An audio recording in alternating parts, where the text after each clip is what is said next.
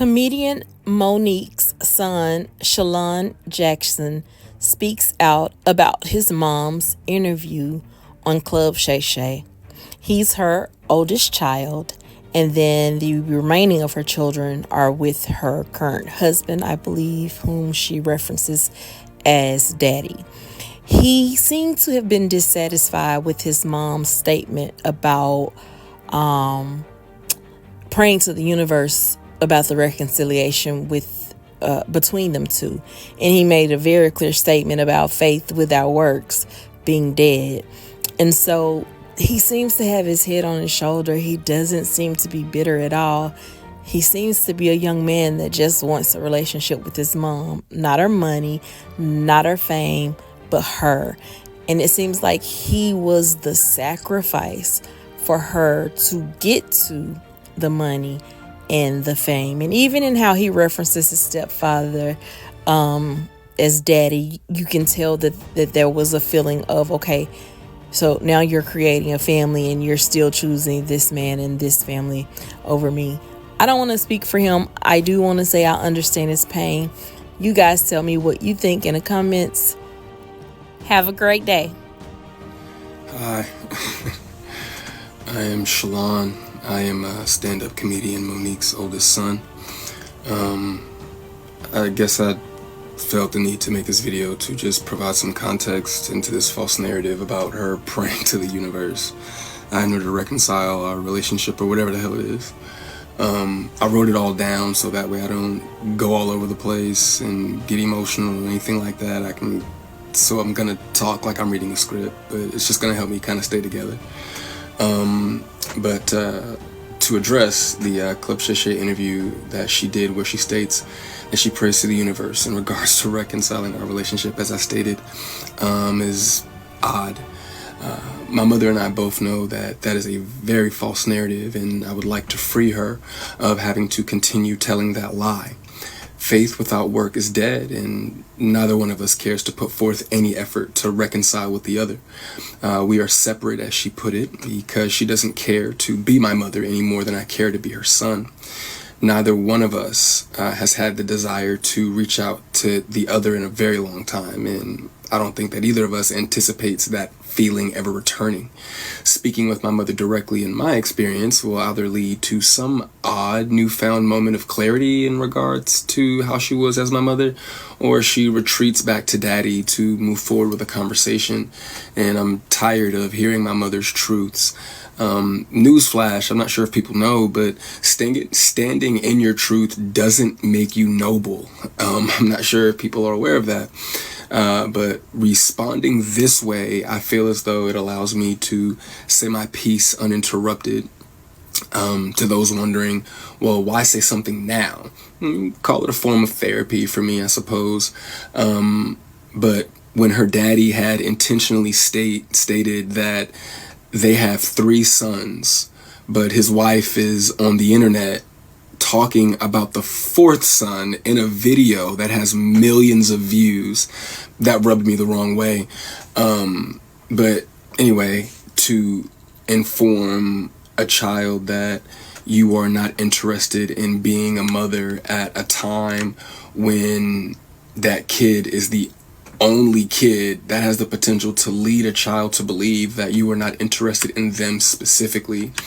But to take it a step further, you also admit, my mother had also admitted to me that she didn't do the best job that she could do, which would also make one begin to question, all of your past decisions and prior emotional interactions. But to be completely honest and fair, those were things that I was willing to get over. Nobody's perfect, we're all human. But my mother showed a clear lack of humility, compassion, and consideration when taking any level of accountability for those things. My mother does a fantastic job of acknowledging a lot of things, but she doesn't take accountability very well, and anything that she may take true accountability for, it's only at her convenience, in my experience. But if I had to guess, though, her interest in being a mother probably started around the time that she married her daddy and had his children. But that interest, obviously seemed one-sided, and as it should have been. By that time, I'm in my late teens, so to some degree, the the neglect becomes easier to hide or validate, I guess you could say. There are now 2 baby boys in the house, that require attention. But still, during that time, however, I still watched her enjoy the love and admiration of total strangers more than my own. To this very day, my mother has never expressed to me when, if ever, she became interested in me as her son. That did lead me down a path of questioning my self-worth and struggling to understand the value of a mother in a child's life. In the interview, she also states that she gave me an apology, but an apology to a son from a mother that consciously showed no interest in him holds no weight. There are still women to this day that my mother will give credit to for being more of a mother to me than she ever could. Her assistant, my cousin, being one of them. Every time, though, that my mother would state that she was right here whenever I was ready, that ideology still blows my mind today, that a person could openly admit to being an uninterested, not put my best foot forward type of parent, and be so self-centered that they still express to the kid, you have to come to me when you're ready. You got to come to me for us to make this right. Okay. But I'm not sure what my mother could possibly think that she has shown me in the past or have for me now that's not money, goodness gracious, that would make me want to come to her or whatever those feelings are supposed to be. A mother is supposed to be the first woman that a boy falls in love with. I loved my mother very much, but my mother loved things more than she loved me, and she would validate her love for me by giving me things and would proceed to call me ungrateful or inconsiderate if said things did not have the desired effect. I couldn't imagine what it's like to be her, though, to ask God for what you want, and then he gives you what you need, though, only for you to ignore it and have the audacity to ask God for something else. And I'm glad I don't. I'm glad I didn't do that. And when he told you no, you went to the universe instead.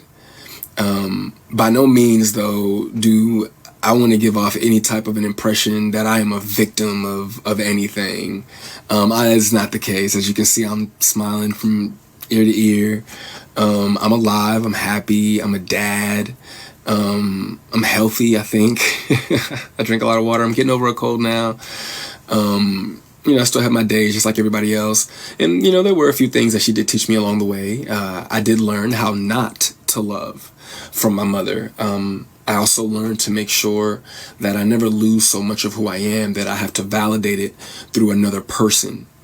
And though I feel as though, in hindsight, I think she did it reluctantly, I do appreciate my mother, for showing me what the top of the mountain looks like.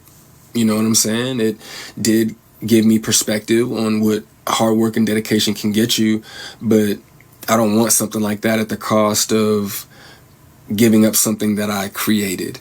I don't want it that bad. And speaking of creations, I genuinely, truly, I really did want my mother to have a relationship with my daughter. I even fought through those intrusive thoughts that were, if she wasn't interested in you, what makes you think she's going to be interested in your kid? But it took my mother no time at all to prove that those intrusive thoughts were correct. But what I can say, good for her, the universe did, bless her with 3 other sons. Bless her with 3 other sons. And God willing, I'm sure that one of them, all 3 of them are adults now. So I'm sure that one of them, God willing, if not all 3 of them, will make her the grandmother that she wants to be. I still look forward, to that moment for her. But overall, when it comes to the boys, though, I am happy that whenever they do hear me talk, sorry, my phone did something weird, but whenever they hear me talk, they don't know what it is. They can't they can't relate to what it is that I'm saying. My experience with my mother is not their experience with our mother. So my prayer for her and them is that they continue to see her the way that they see her now. I do also want to make sure that I say thank you to my mother for giving me life. Without that moment in time, I wouldn't have had my little one. But outside of that moment, there isn't anything that either of us has to offer the other. In my opinion, it's a waste of God's time and the universe's time for praying for something that you are not willing to put forth any effort to obtain. Putting the work into becoming Monique is more important to my mother than being my mother. And I do not believe that it was never about her being there and waiting for me, but it was supposed to be about me being there and waiting for her. My mother's value had reached such a low point in my life that I no longer found it necessary to either want to wait for her or even go to her. But like I said, man, I'm super grateful that she has the opportunity to do it all over again. I'm happy for her. I hope the Cat Williams tour goes well, but the narrative that she prays for us to reconcile is a false narrative. It's not real, and I'd appreciate it if she stopped saying stuff like that.